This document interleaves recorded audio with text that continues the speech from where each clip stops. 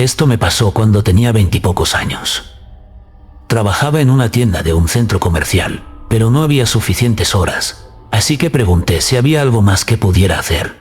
Y mi jefe me dijo que el local del otro centro comercial necesitaba más gente, así que podía ir allí en mi fin de semana.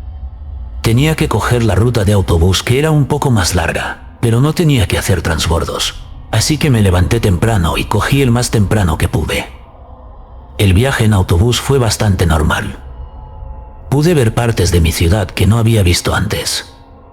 Me di cuenta de que el autobús acababa entrando en un barrio más sucio, y había más basura por todas partes, edificios, casas y coches abandonados, etc. Lo noté, pero sentí que estaba segura en el autobús, y mi destino estaba en un barrio agradable. En algún momento subió al autobús una señora mayor, y me di cuenta de que nadie se levantaba para ofrecerle un asiento. Así que le cedí el mío y fui a sujetar el poste junto a la puerta lateral del autobús y continué mi camino.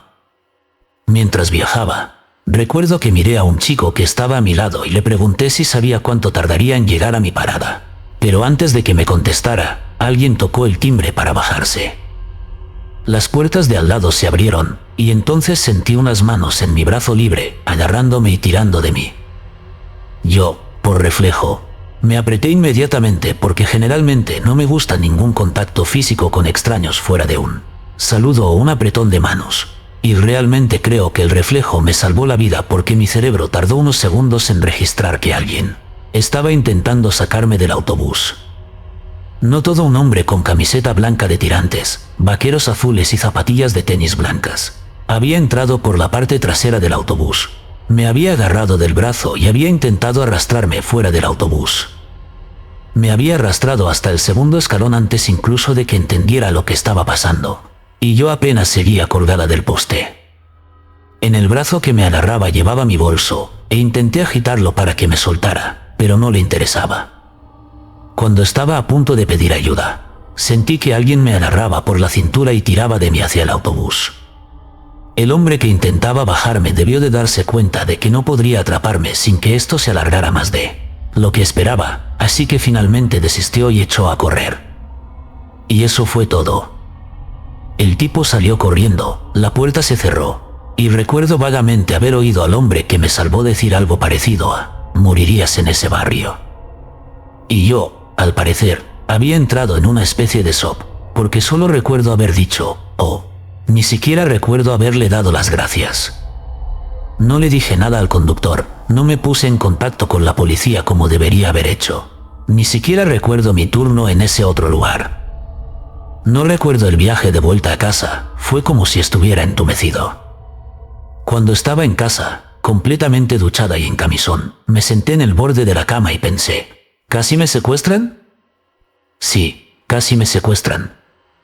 Me arrepentí de muchas cosas. Me arrepiento de no haber avisado a la policía por si ese tipo va detrás de otra mujer. Al menos las mujeres serían conscientes de que estaba ahí fuera, y me arrepiento de no haberle dado las gracias. De no haber mantenido el contacto con esa buena persona que me salvó. De hecho, publiqué un artículo en mi Craigslist local con la esperanza de que de alguna manera lo oyera y supiera lo agradecida que estoy. Así que en 2008, cuando todavía tenía 20 años, conseguí mi primer trabajo de verdad en la barra de un pub en una zona de Nottingham llamada Trent Bridge. Mi situación de vida con mis padres en Lenton no era muy buena. Estaban en pleno proceso de divorcio y la casa estaba siempre llena de nubes negras, así que en cuanto pude me mudé a un pequeño apartamento en Bunbury Street, que estaba mucho más cerca del pub en el que trabajaba. Fue una época muy mala de mi vida, para ser honesto, pero mudarme a ese albergue fue un gran punto culminante y un gran estímulo cuando más lo necesitaba. No era gran cosa, pero era mío y me quitaba un gran peso de encima tener un lugar al que retirarme. Invitar a unos amigos, tomar un vodka con tinto y olvidarme de todo lo que me pasaba con mis padres. El papel de la pared se estaba desconchando y una de las ventanas estaba atascada, pero no me importaban mucho esas pequeñas cosas. Lo que sí me importaba era el grupo de chavales que solían merodear por la parada de autobús de Batley Street, hasta altas horas de la madrugada. Me fijé en ellos por primera vez unos días después de mudarme, porque desde donde estaba situada mi cama en este gran edificio de 2 plantas, que al parecer es ahora un centro de formación para los conductores de autobús de Nottingham. Una de mis ventanas daba a Batley Street, donde estaba la parada de autobús. Llegué a casa del trabajo hacia medianoche y acababa de entrar en mi habitación tan silencioso como un ratón, cuando oí unas risas estridentes que venían del otro lado de la calle. Miré por la ventana y allí estaban, un grupo de jóvenes de entre 20 y 30 años que se refugiaban bajo la parada de autobús. Al principio pensé que estaban esperando al último autobús, pero después de que pasaran unas horas y siguieran haciendo ruido a la hora a la que yo pensaba irme a la cama, me di cuenta de que estaban aprovechando el lugar para pasar el rato, presumiblemente para protegerse de la lluvia. Aquella noche no fueron tan malos y se marcharon poco después de que me acostara, pero otras noches eran un auténtico incordio. En verano se quedaban gritando y riendo hasta las 4 o las 5 de la mañana, y tenía que hacer un tiempo espantoso para que se fueran. Hubo una breve pausa en Navidad, pero en cuanto volvía a hacer calor, regresaban todas las noches sin falta. Las únicas veces que se marchaban involuntariamente era cuando alguien llamaba a la policía. De hecho, una vez vi cómo lo hacían, pero los que llevaban algo travieso se largaban y los demás se limitaban a hablar con la policía mientras les vaciaban los bolsillos y tiraban al suelo sus papelitos azules de parada y registro.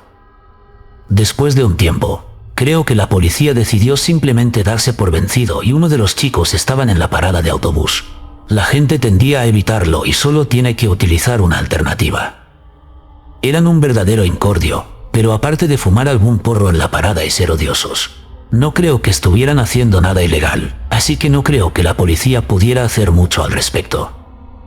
De todos modos, se pasa del invierno a la primavera y una vez que empezó a calentar un poco, los chicos comenzaron a merodear alrededor de la parada de autobús de nuevo.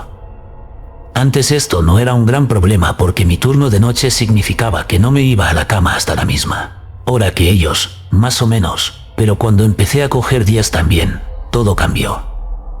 El ruido incesante que hacían empezó a alterarme el sueño y tuve que ponerme tapones y música ambiental para poder dormir decentemente. Dios, ojalá hubiera tenido tu canal por aquel entonces. En más de una ocasión, abrí los ojos para ver luces azules que parpadeaban a través de las persianas y sentí una insana satisfacción al ver cómo arrestaban a uno o dos de los que hacían ruido por lo que fuera que habían encontrado en sus bolsillos. Pero, por alguna razón, eso no les disuadió. Sinceramente, no sé en qué estaban pensando. Si hubiera sido yo, me habría buscado otro sitio donde no me pudiera acosar la policía. Recuerdo que pensé que debía de haber alguna razón para que insistieran en estar allí, como si alguien les hubiera dicho que estuvieran allí porque tenía un interés personal en saber si la policía estaba conduciendo por Batley Street y teniendo en cuenta lo que pasó después, creo que podría haber sido así. De vez en cuando, no era un coche de policía marcada que rodó en los muchachos de la parada de autobús, que era una sin marcar. Así que un Vauxhall Corso de aspecto normal se acercaba a ellos. Salía un policía y todos intentaban escabullirse para hacer sus habituales gamberradas. Así que una noche estaba jugando a Grand Theft Auto, que acababa de salir, cuando vi por casualidad a los chicos de la parada de autobús mientras volvía del baño. Me quedé un segundo mirándoles con desaprobación, porque sabía que me iban a quitar el sueño esa noche. Pero mientras les observaba, un coche sin matrícula aminoró la marcha al acercarse a ellos y se detuvo a unos 3 o 4 metros. Yo estaba pensando, sí, aquí está la policía de nuevo. Pero la policía normalmente salta y empieza a perseguir a la gente. Quienquiera que fuese, se contentó con detenerse unos metros más abajo. Los chicos de la parada de autobús obviamente también pensaron que era la policía. Creo que solo uno de ellos huyó y ese debió ser quien tenía algún encima esa noche. Pero entonces, en lugar de correr, el resto se quedó quieto y empezó a gritar cosas al coche parado. Me apetecía un poco de teatro callejero, así que me quedé mirando por la ventanilla, sonriendo para mis adentros, con la esperanza de que su rápida dispersión se tradujera en una noche tranquila para mí. Lo último que recuerdo haber pensado, antes de que la escena cambiara repentinamente, fue mirar al coche oscuro sin matrícula y pensar, daos prisa y haced algo. Y entonces lo hicieron. Y hubo un destello, luego una explosión, y uno de los chicos de la parada de autobús se dobló. Quiero decir que se dobló. como en el momento después de la explosión, su cabeza golpeó sus rodillas antes de que su cuerpo cayera al suelo. Fue probablemente una de las cosas más aterradoras que he visto en mi vida. La noche en que aprendí que no importa cuántas películas de Tarantino veas o a cuántos shooters en primera persona juegues, no hay nada que pueda prepararte para ver cómo disparan a alguien con tus propios ojos. En retrospectiva, creo que el disparo debió de seccionarle la columna vertebral por encima de la cintura y eso explicó la extraña forma en que cayó. Desde entonces me han dicho que si le hubieran disparado en la cabeza, me habría dado cuenta, ya que lo más probable es que hubiera quedado muy poco de ella. En cuanto me di cuenta de lo que había visto, me agaché bajo la ventana y me puse a cubierto detrás de la pared de ladrillo que había debajo. Sé que suena melodramático, ya que nadie me disparaba, pero me preocupaba que los muchachos que huían hubieran devuelto el fuego. Nunca había visto ni experimentado nada parecido, y no sabía qué hacer, pero en lugar de oír más disparos, lo único que oí fue el ruido del oscuro utilitario quemando goma mientras se adentraba en la noche. El sonido de los disparos fue tan fuerte como el de los fuegos artificiales y, dado que estábamos a finales de abril y no había motivo para dispararlos, estoy casi seguro de que otras personas del vecindario oyeron el estruendo y se preocuparon tanto como yo. 999 debe haber recibido un centenar de llamadas de arriba y abajo de la calle Badley, y los que la rodeaban, pero de nuevo, yo simplemente no sabía qué más hacer. Lo único que realmente sabía era que el pobre muchacho necesitaba ayuda. Podía ser un pesado, pero por Dios, nadie merece morir así en la calle, solo, con sus amigos que acaban de huir. Evidentemente, hablé mucho con la policía después de aquella noche, tanto por teléfono como en persona, y luego en persona una tercera vez, cuando repasamos mi declaración y pude hacer más preguntas. La policía pidió más información, pero que yo sepa nadie fue detenido ni condenado por ello. El consenso general era que estaba relacionado con las bandas, pero creo que la policía nunca lo mencionó porque, si lo hicieran, ¿quién se presentaría? Desde luego, me había hecho dudar sobre si acudir al tribunal si sabía que la intimidación de testigos iba a ser un factor, pero nunca llegué a hacerlo. Nunca me preguntaron, y por lo que sé, el asesinato del pobre chico sigue sin resolverse, incluso años después. Me mudé de Trent Bridge más o menos un año después. Básicamente en cuanto tuve dinero y salió al mercado de alquiler un piso bastante bonito. Durante el resto del tiempo, nadie se quedó en la parada de autobús. A veces lo veía por la noche, solitario y sin nadie a su alrededor. Cada vez, la imagen del cuerpo de aquel muchacho, la forma en que se doblaba, se repetía en mi cabeza, y estoy muy contenta de haberme mudado de un lugar con un recuerdo tan horrible unido a él. Yo, una mujer europea, vivo actualmente en una capital sudamericana. Al ser extranjera, supongo que destaco un poco, pero no me sentí amenazada ni en peligro en absoluto durante el mes que pasé allí, hasta ayer. Estaba esperando el autobús sola a eso de las 3 de la tarde en un día soleado, sin nadie más alrededor. Entonces apareció un tipo a lo lejos. No sé muy bien por qué, pero me pareció sospechoso. Probablemente porque parecía que caminaba directamente hacia mí aunque la acera fuera bastante ancha. Hice como que no lo veía y esperé a que pasara, pero se acercó y me pidió dinero, quizá algo más, pero no entendí lo que decía. Le contesté muy firmemente que no tenía nada que darle y retrocedí un poco, manteniendo la mano en alto e intentando mostrar que no me molestaba. Cada vez se acercaba más a mí, haciéndome sentir muy incómodo. Y empezó a apuntarme con el dedo a la cara diciendo, te voy a matar, repetidamente, una y otra vez. Y fue entonces cuando empecé a pensar que podía estar en peligro.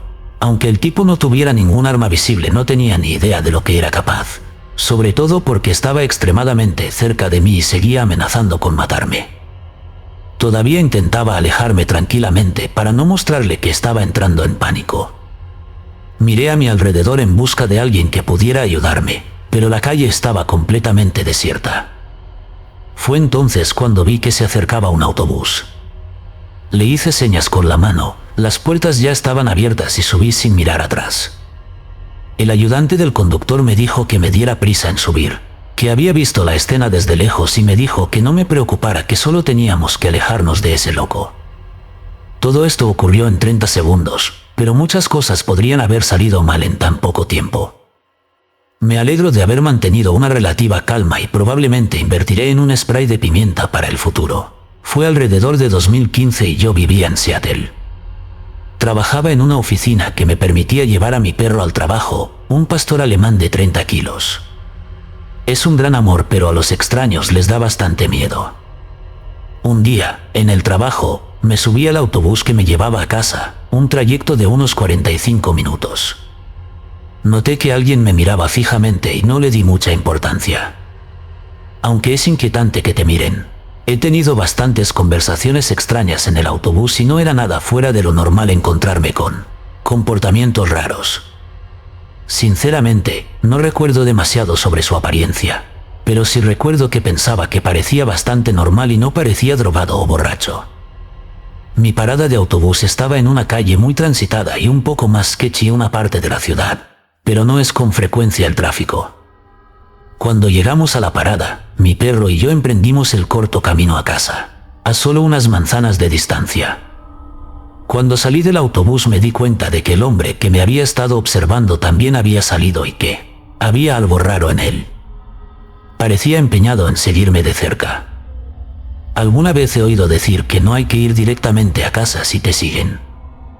Estoy seguro de que la situación específica, a veces es más seguro estar en su casa, pero no había pasado nada además de tener mi espacio personal invadido y no se sentía inmediatamente inseguro, así que opté por no dejar este extraño directamente a mi puerta. Sabía que mi pareja en ese momento no estaba en casa, así que decidí que mi mejor plan era zigzaguear por mi barrio durante varias manzanas para intentar perderlo. Creo que una parte de mí también quería estar segura de que no me estaban siguiendo en absoluto o si esta persona simplemente caminaba en la misma dirección. Después de varias manzanas me di cuenta de que me estaba siguiendo. Yo daba vueltas erráticas y él seguía el mismo camino. Ninguno de los dos hablaba con el otro y cada vez me frustraba más que alguien siguiera a una mujer hasta su casa. Las calles estaban tranquilas y no veía a nadie a quien pudiera pedir ayuda. No creo que me hubiera sorprendido tanto lo que estaba pasando si hubiera estado sola y sin mi perro. No me imagino a nadie en su sano juicio siguiendo a alguien con un enorme pastor alemán. Empecé a caminar más deprisa cuando doblé la esquina y me metí rápidamente en un sendero que abrazaba un dúplex situado a una manzana de mi casa. Esperaba que el camino rodeara la casa por completo para poder perder de vista a esta persona, pero me encontré con una valla en la cara y no tuve tiempo de dar marcha atrás. Al final me vi acorralado en un rincón entre una casa, una valla y un seto. Me agaché con mi perro y esperé a que el tipo pasara junto a nosotros. Vi cómo el hombre se paseaba por la pasarela sin fijarse en nosotros. No giró la cabeza ni miró en nuestra dirección. Decidí que nos quedaríamos allí unos minutos para asegurarnos de que se había ido. Por supuesto, mi perro estaba tan tranquilo como siempre, echándose una siesta. Pasaron 3 minutos y justo cuando pensaba que era seguro volver a casa, el hombre se puso de nuevo en mi campo de visión. No hizo contacto visual conmigo como no lo había hecho la primera vez que pasó. Se movía con calma y deliberadamente y se detuvo lentamente en cuanto estuvo frente a mí, justo al lado del bordillo. Estaba a unos 2 metros, frente a mí sin mirarme directamente, con solo una acera y una franja de césped entre nosotros. Le observé mientras empezaba a descargarse los bolsillos. Tenía varios objetos metálicos que iba sacando y colocando en fila. A día de hoy no estoy seguro de lo que eran, pero me alegro de no haberlo averiguado. En ese momento llamé al 911 y les conté lo que estaba pasando, que alguien me estaba siguiendo y mostraba un comportamiento errático. Los policías llegaron rápidamente y en cuanto se detuvieron el operador me aconsejó que saliera de allí. Me escabullí de la duda en mi escondite y tomé un camino no directo a casa, ya que mi casa estaba técnicamente en la línea de visión de donde yo estaba agazapado. No sé qué pasó con él, pero afortunadamente no volví a verle. No estoy seguro de si estaba drogado, mentalmente inestable o ambas cosas. No sé si tenía malas intenciones, pero espero que recibiera la ayuda que necesitaba.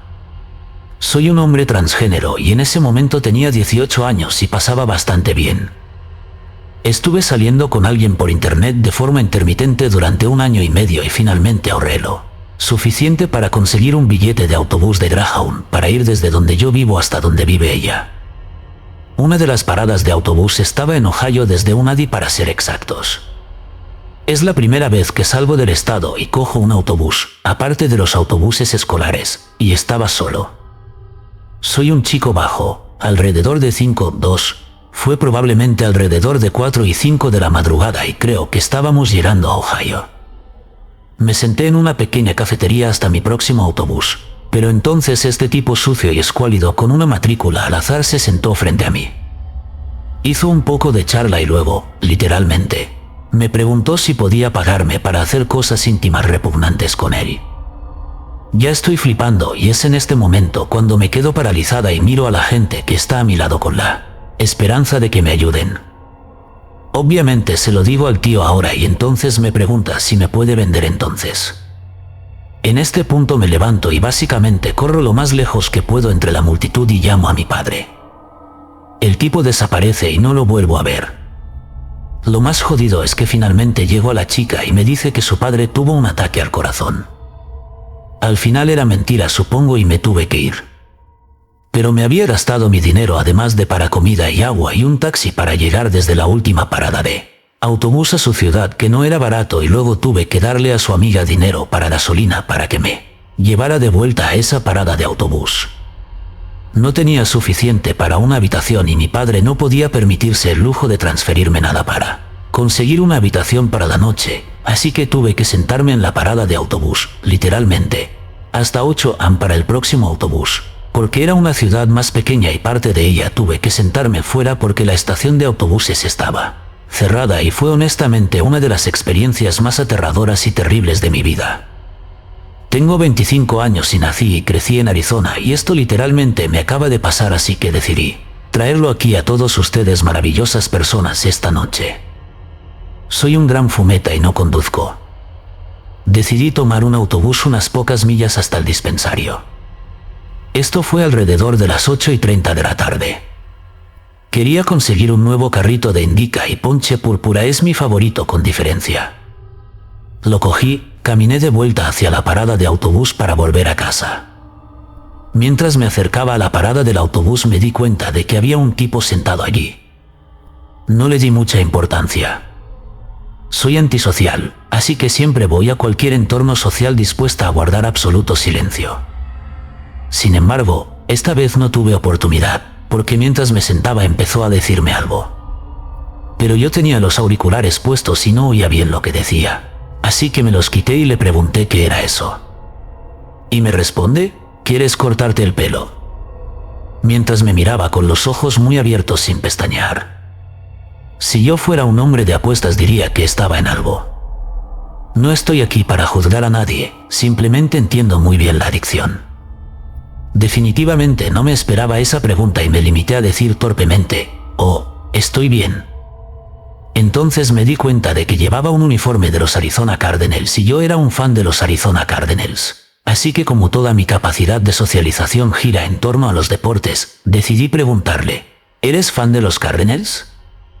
Me miró raro durante un segundo. No, me compré esto hace unos meses. Me dice. Entonces le pregunto: ¿cuánto tiempo llevas cortando el pelo? Sin pestañear me contesta: lo cogí hace unos meses.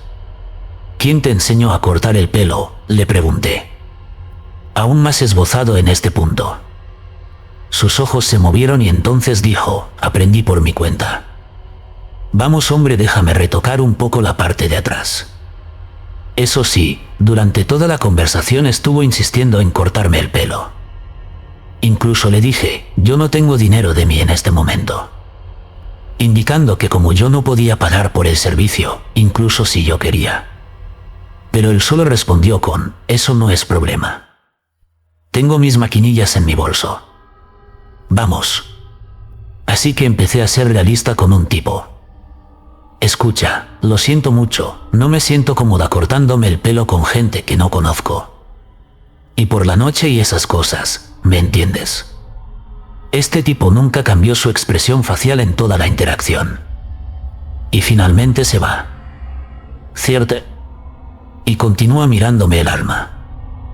Decidí en ese momento que era hora de salir de allí. Por suerte esta parada de autobús fue escrita enfrente de nuestro círculo local K, una gasolinera para aquellos que no lo saben. Así que entré allí durante unos minutos solo para matar el tiempo porque por desgracia ese autobús no aparecía, hasta dentro de 17 minutos. No quería quedarme mucho tiempo porque no quería que los empleados pensaran que estaba robando o algo así. Concedido, yo tenía una razón bastante buena para entrar en ese momento, así que esperé solo unos 6 a 7 minutos y, literalmente, como yo estoy caminando por ahí, veo el tipo de corte de pelo entrando, todavía mirando directamente a mi alma. Por suerte pasé de largo y salí de allí a otra parada de autobús calle abajo. Por fin llegó el autobús. Vi al tipo en la parte trasera del autobús, pero ya no me molestó. Y me aseguré de mantener la mirada en dirección contraria a la suya todo el tiempo. Suelo pensar demasiado en la mayoría de las situaciones sociales, aunque sean muy rápidas. Pero, ¿cómo habrías manejado tú esa situación? ¿Habrías dejado que te cortara el pelo? La mañana del 26 de febrero de 1991, una niña belga de 10 años llamada Nathalie de Adbrecht esperaba el autobús escolar en una parada de su provincia natal, Lomspravat. Vivía con sus padres y su hermano pequeño, Anita, Erik y el pequeño Horn, en el tranquilo barrio de clase media baja de Leifdal. Y todas las mañanas la dejaban en la parada del autobús antes de que su madre llevara a su hermano pequeño a la guardería. La mañana del 26 de febrero no fue diferente, y tras bajarse del asiento trasero de su coche, Nathalie se despidió de su madre y del pequeño Horn y los vio alejarse. Mientras lo hacía, Anita lanzó una última mirada a su pequeña a través del espejo retrovisor. Estaba orgullosa de su hija, y mucho. Estaba demostrando el tipo de sensatez e independencia que presagiaban una joven exitosa y prominente. Sin embargo, poco sabía Anita. Aquella mirada marcaría la última vez que vería con vida a la pequeña Nathalie. Testigos declararon más tarde que, en lugar de permanecer en su sitio hasta la llegada de su autobús, Nathalie empezó a caminar en dirección a un bosque cercano, conocido como el Baxi. Al llegar a la línea de árboles, apareció un hombre no identificado. Nathalie parecía imperturbable y siguió al hombre entre los árboles. Otro testigo, un amigo íntimo de la familia, pasó por delante del bosque Baxi de camino al trabajo y, al hacerlo, vio un Toyota gris que, al parecer, tenía problemas de motor. El conductor parecía saber lo que hacía, así que el amigo de la familia no le ofreció ayuda. Pero en el asiento trasero, sonriendo y saludando, estaba la joven Nathalie. Como la chica parecía tener un estado de ánimo positivo, el amigo de la familia no consideró sospechoso el encuentro. Solo más tarde se dieron cuenta de lo significativo que había sido. Unas horas más tarde, hacia las 10 de la mañana, los padres de Nathalie recibieron sendas llamadas telefónicas en sus respectivos lugares de trabajo. Su hija no se había presentado en el colegio. Patrick Elazbrecht llamó entonces al teléfono de su casa, esperando que su hija le explicara que se encontraba mal y que había vuelto a casa en lugar de coger el autobús. Pero al no recibir respuesta, condujo hasta su casa para buscarla él mismo. En las horas siguientes, la familia de Elazbrecht entró en pánico y pidió ayuda a amigos, parientes y vecinos para rastrear la ciudad de Leifdal en busca de algún rastro de la niña. También se pusieron en contacto con la policía local, denunciaron la desaparición y se aseguraron de que también ellos se unieran a la búsqueda de Nathalie. El segundo día de búsqueda, la policía organizó un gran dispositivo de búsqueda y rescate que peinó el bosque de Baxi y los alrededores. Los voluntarios recorrieron la ciudad con carteles de desaparecida y varios medios de comunicación nacionales. Entrevistaron a los padres de Nathalie para concienciarlos de su difícil situación. Lamentablemente, solo un puñado de personas aportó información pertinente, por lo que el misterio de la desaparición de Nathalie se volvió cada vez más desconcertante con el paso del tiempo. Casi un año después de la desaparición de su hija, los padres de Nathalie empezaron a plantearse lo impensable. Su hija había desaparecido y no volvería jamás. La policía había reducido enormemente su búsqueda y había admitido que las posibilidades de que volviera sana y salva eran escasas o nulas. Sin embargo, una organización conocida como Child Focus se había interesado recientemente por el caso de Nathalie. Trabajaba tanto para mantener la historia en la conciencia del público como para encontrar nuevas pistas e información sobre su posible paradero. En coordinación con la policía francesa, Chill Focus anunció como posible sospechoso al secuestrador convicto Christian von Geloven. El asesino de niños de origen holandés había cometido actos de maldad en su Holanda natal, pero también en Francia, en Bélgica, y a pesar de la total falta de pruebas físicas o circunstanciales, la policía francesa comunicó a los padres de Natalie que estaban, y cito textualmente, seguros al 99% de que habían detenido al asesino de su hija. Algunos pensaron que era solo cuestión de tiempo que se descubrieran esas pruebas físicas, pero como transcurrió otro año y Van Geloven no fue detenido ni acusado, Chill Focus empezó a considerar sospechosos alternativos. Uno de esos sospechosos se llamaba Marte Trox, y era el responsable del secuestro, violación y asesinato de media docena de jóvenes belgas. Sin embargo, la verdad no comenzó su ciclo de asesinatos hasta 1995, más de 4 años después de su desaparición. Algunos han argumentado que esto es intrascendente, y que el verdadero puede haberse tomado un descanso de 4 años entre asesinatos, como ocurre a veces con muchos asesinos en serie noveles. Sin embargo, otros han argumentado que hay otros sospechosos, muchos de los cuales estaban matando activamente a niños en el momento de la desaparición de Natalie, que constituyen sospechosos mucho más adecuados. Uno de estos sospechosos es Michael Stokes, camionero belga encarcelado en Holanda por el asesinato de 3 niños pequeños en 1991. En 1992, uno de los antiguos compañeros de celda de Stokes se dirigió a las autoridades con una afirmación estremecedora. Al parecer, una noche, durante una conversación íntima, Stokes admitió haber secuestrado a un niño en una parada de autobús una mañana de principios de los 90. Stokes explicó lo fácil que le resultó convencer a la niña de que era amigo de sus padres y de que le habían pedido que la llevara al colegio. Increíblemente, su coche se averió a la vista de decenas de transeúntes, pero nadie se paró a ayudar ni a hacer preguntas, y el secuestro fue un éxito. Al oírla por primera vez, la historia le pareció tan inverosímil al compañero de celda de Stokes que no se había molestado en denunciarla. Los chivatazos en la cárcel son un negocio arriesgado y el compañero de celda no iba a arriesgar su pellejo por las afirmaciones exageradas y jactanciosas de Stokes. Pero a medida que pasaban los meses, y el antiguo compañero de celda de Stokes se iba enterando cada vez más de la desaparición de Natalie, se dio cuenta de que todas y cada una de las afirmaciones de Stokes eran ciertas. Tras informar a las autoridades de lo que sabía, la policía actuó basándose en las afirmaciones del compañero de celda y detuvo a Stokes como sospechoso del secuestro de Natalie. Stokes protestó vehementemente contra la acusación, afirmando que tenía pruebas de que ni siquiera estaba en Bélgica el día en que Natalie desapareció. Pocas horas después de su detención, la policía recuperó esas pruebas, que llegaron en forma del tacógrafo del camión que Stokes utilizaba para trabajar. Un tacógrafo es un dispositivo que lleva un registro del recorrido de un camionero y, tras analizar su contenido, la policía determinó que Stokes se encontraba en la ciudad francesa de Metz en la fecha del secuestro de Natalie. Sobre el papel, esto era prueba suficiente para absolver a Stokes de toda culpa, y finalmente fue puesto en libertad sin cargos. Sin embargo, en la práctica, sugería la monstruosa premeditación de un hombre que llevaba tiempo planeando aprovecharse de los niños. Al fin y al cabo, no sería la primera vez que un camionero manipula o cambia un tacógrafo para ocultar una verdad incómoda, las miradas indiscretas. Y en el caso de Stokes, hacerlo le convertiría en un depredador muy inteligente y muy peligroso. Tuvo que pasar casi otro año, pero en la primavera de 1993 los investigadores encontraron la pistola humeante. Lo and behold, un análisis intensivo del tacógrafo de Stokes mostró pruebas de manipulación. También se descubrió que Stokes había falsificado varios documentos relativos a sus rutas propuestas, lo que significaba que le habían dicho que siguiera una ruta, pero que había elegido otra.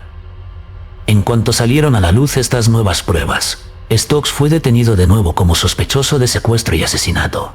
Y si la investigación se centró en una serie de paradas inexplicables que parecía haber hecho, finalmente se quebró. Sin embargo, Stokes no ofreció una confesión debido a lo aterradoramente específicas que eran las afirmaciones de los detectives. Confesó por lo espantosamente varas que eran. decir que los detectives holandeses se quedaron estupefactos cuando Stokes admitió finalmente el asesinato sería quedarse corto. Algunas fuentes afirman que durante su segundo periodo de detención, el número total de interrogatorios a los que fue sometido Stokes rondó el centenar, pero no cabe duda de que una y otra vez negó rotundamente todas las acusaciones que se le hacían. Entonces, de repente y aparentemente de la nada, se rindió. Admitió haber asesinado a una joven en 1991, pero no era belga ni se llamaba Natalie. Era holandesa y se llamaba Jessica. Durante las horas siguientes, la policía escuchó cómo Stokes había traído a una niña a una piscina del pueblo de Svad, en el norte de Holanda, y, a diferencia de Natalie, cuyo cadáver no había sido encontrado, Jessica Lavin, de 11 años, había sido descubierta pocos días después cerca de un pueblo vecino. Stokes también confesó la violación y asesinato de 2 niños alemanes, Marco Baise, de 13 años, y Salim Tatil, de 10, ambos de la ciudad de Wiesbaden. La policía holandesa sugirió que Natalie también había sido una de las víctimas de Stokes, pero él lo negó. Su espíritu asesino comenzó en julio de 1991, no en febrero, y a pesar de que ya le habían pillado mintiendo sobre su paradero, insistió en que no estaba en la hoja de deshielo el día del secuestro de Natalie. Muchos detectives estaban bastante seguros de que se trataba de una mentira y de que, con toda probabilidad, Michael Stokes era el responsable de la desaparición de Natalie. Sin embargo, tuvieron que jugar la mano que les había tocado y, en lugar de dedicar más tiempo y recursos a conseguir una cuarta condena por asesinato, se aferraron a las 3 que ya tenían y enviaron a Stokes a prisión durante 20 años. 8 años después de cumplir su condena, en septiembre de 2001, Stokes participaba en un programa de terapia ocupacional dirigido por la prisión. Por alguna razón, el trabajo que realizaba implicaba el uso de aguarrás y luces fluorescentes y, de algún modo, Stokes sufrió un accidente que le hizo prenderse fuego. Sufrió quemaduras de 3er grado en el 60% de su cuerpo y, a pesar de ser trasladado a una unidad especializada en quemaduras cercana, Beaufrebout, falleció el 25 de septiembre de 2001. Se dice que los padres de Jessica Lavin celebraron abiertamente la noticia y colgaron una especie de bandera en una de las ventanas de su casa. Muchos dijeron que la muerte de Stokes fue el resultado de un intento de asesinato. Otros dijeron que fue él mismo quien se quitó la vida. Pero todos coincidieron en que era justicia y que Stokes había tenido una pequeña muestra de lo que le esperaba. Más abajo. En una entrevista de 2011 con el hermano de Natalie, este admitió que la tragedia había cambiado para siempre a la familia, antaño muy unida. Explicó que no era tanto que Natalie se hubiera ido, sino que no sabían dónde. El cierre, dijo, sería una bendición. Las preguntas sin respuesta parecían una maldición. El hermano de Natalie añadió que su padre a veces visita la parada de autobús de la que desapareció. En los 4 aprenden la esperanza de que la pura voluntad pueda forzar una revelación. Pero hasta la fecha, el destino de Natalie sigue siendo un misterio, y el monstruo que se la llevó podría seguir caminando libre entre nosotros. La mañana del 10 de febrero de 2009, David Fortal, de 14 años, pidió a su madre que le llevara al colegio. Su familia vivía en la pequeña ciudad de Alma, cerca del lago San Juan, en Quebec, Canadá. La región es conocida por sus gélidos inviernos, y la mañana del 10 de febrero no fue diferente. A pesar de las gélidas temperaturas exteriores, la madre de David tenía una mañana ajetreada por delante, así que declinó amablemente la petición de su hijo y siguió con su rutina. David no parecía demasiado abatido. Simplemente se puso su chaqueta roja de invierno, salió de casa y se dirigió a la parada de autobús que había al final de la calle. No más de 15 minutos después, el autobús escolar de David llegó a la parada cercana a su casa, y al menos media docena de niños se amontonaron en el gran vehículo amarillo. Pero David no era uno de ellos.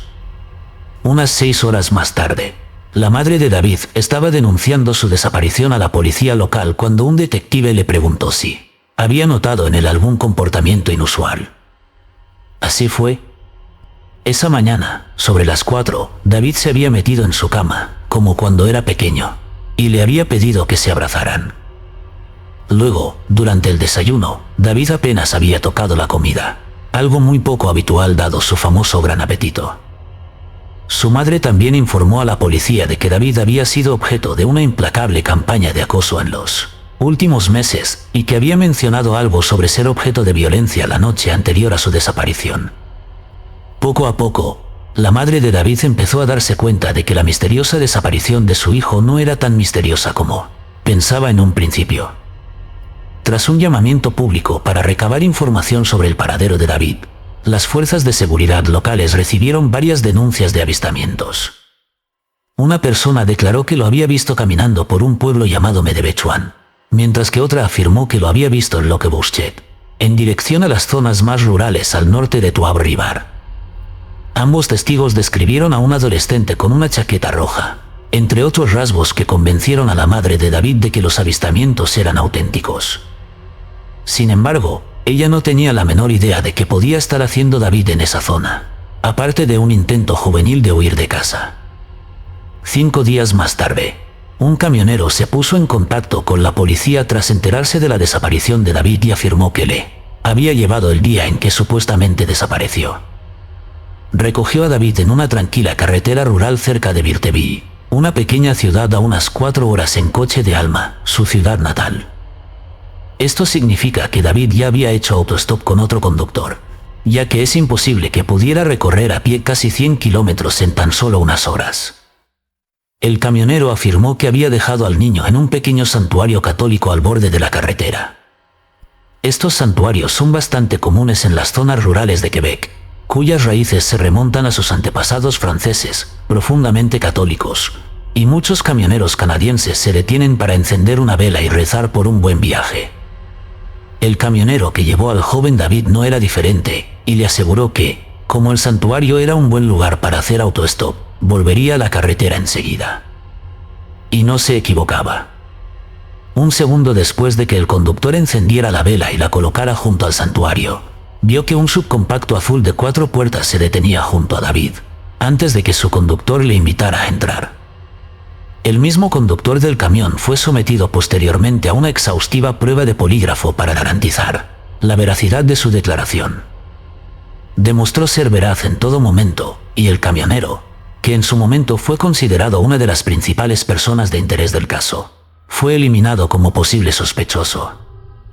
Para intentar localizar a David antes de que sufriera ningún daño, la policía llevó a cabo búsquedas exhaustivas por toda la región, además de iniciar una campaña de carteles destinada a concienciar sobre la desaparición de David.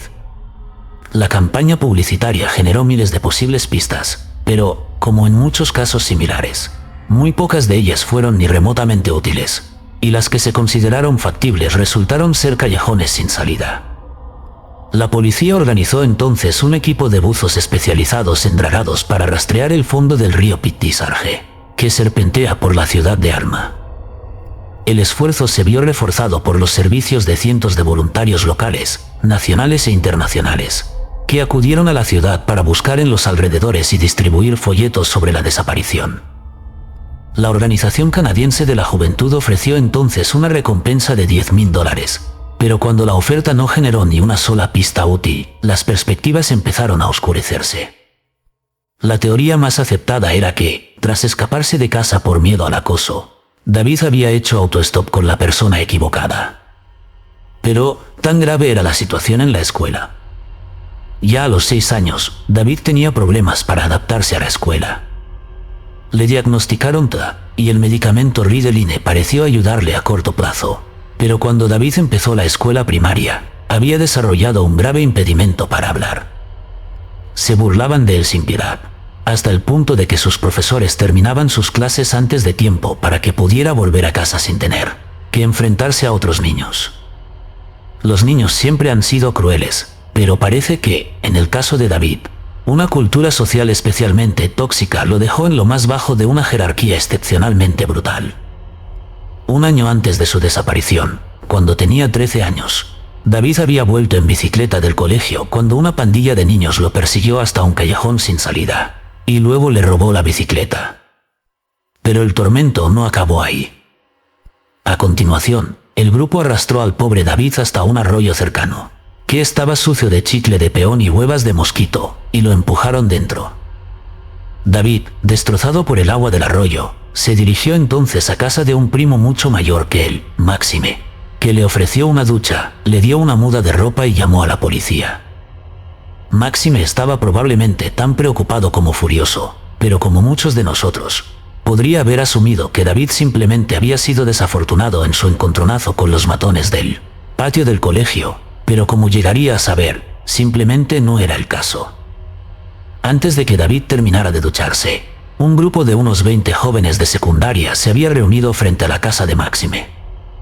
Pidieron a David que saliera y se enfrentara a ellos, y solo se dispersaron cuando vieron un coche de policía que pasaba por la calle. Fue entonces cuando Máxime se dio cuenta de lo grave que era la situación. Al final del 8º curso, la educación de David se estaba resintiendo gravemente, y lo colocaron en una clase para niños con dificultades leves de aprendizaje. Esto significó que el acoso se intensificó, e incluso algunos de los niños que habían sido civilizados con él durante los años anteriores comenzaron a unirse al tormento, algo que sin duda David encontró particularmente hiriente. En diciembre de 2008, David empezó a dar largos paseos después de cenar, algo que a Máxime le preocupaba especialmente. Él también había sufrido acoso en su juventud, y también había dado largos paseos para despejarse, pero solo cuando se sentía realmente mal. Máxime avisó a la madre de David, que suplicó al vicedirector del colegio que hiciera algo contra el acoso. El vicedirector prometió tomar medidas, pero cuando se reanudaron las clases tras las vacaciones, parecía que sus promesas se habían olvidado. El 28 de enero de 2009, la madre de David llamó a Máxime presa del pánico. Era casi la hora de cenar y David no había vuelto del colegio. Máxime saltó a su camioneta y se adentró en la oscuridad para encontrar a su primo. David fue encontrado más tarde en una de las principales arterias de Alma, Levin-Noudelpalp, y tenía tanto frío que, tras subir al asiento del copiloto del camión de Máxime, fue incapaz de hablar con frases completas hasta que se calentó lo suficiente. «No puedo más», dijo David, «no puedo más». Durante los 2 días siguientes, David no fue a la escuela y solicitó una exención hasta que el acosador y el problema pudieran resolverse. Sin embargo, las autoridades locales respondieron recordándole que David estaba legalmente obligado a asistir a la escuela, hasta que cumpliera al menos 16 años, y que ella se enfrentaría a repercusiones legales si no se aseguraba de que así fuera. Y así, el 2 de febrero de 2009, poco menos de una semana antes de su desaparición, David Fortone se vio obligado a volver a la escuela. En Canadá hay un conocido programa de televisión en francés llamado The Truth Ghost Theater. Su presentador es Claude Poirier, antiguo negociador de rehenes reconvertido en reportero de sucesos, y al igual que los programas en inglés, como Frontline de PBS, profundiza en sucesos mundiales de gran repercusión, así como en casos de justicia penal de interés público. En septiembre de 2011, un episodio del programa abordó la desaparición de David y presentó a la audiencia algunos detalles que no se habían compartido hasta entonces. Poirier afirmó que, tras su propia petición personal de información, recibió una llamada de un miembro del público. Esta persona afirmó que tenía conocimiento de primera mano de que David estaba siendo, y cito, ayudado por un desconocido anónimo. También afirmaba que David estaba, y cito, listo para volver a casa, pero solo bajo la condición de que quienes le ayudaban no fueran acusados. Si se les acusaba en relación con su desaparición, el comunicante afirmaba que tenían la capacidad de hacer que David se quitara la vida. Antes de finalizar la llamada, el informante anónimo afirmó que la desaparición de David se debía en parte a la estricta adhesión de su familia a algún tipo de estricta secta religiosa, que, en algunos pasajes, se daba a entender que eran los testigos de Jehová. Pero cuando se le preguntó si este era el caso, la madre de David negó formar parte de ninguna organización religiosa. Añadió que todo lo que se estaba haciendo para ayudar a David no era nada que su propia familia no pudiera supervisar, y rogó al comunicante anónimo que les diera más información. Lamentablemente, el comunicante no volvió a ponerse en contacto, y algunos empezaron a dudar de la veracidad de sus víctimas. Pero, ¿quién podría culpar a una madre aterrorizada por hacer todo lo posible por traer a su pobre hijo a casa? Desde entonces ha hecho varias peticiones a la opinión pública, ninguna de las cuales ha recibido una respuesta que haga avanzar la investigación, y a día de hoy, El destino final de David sigue siendo un misterio desconcertante y profundamente inquietante.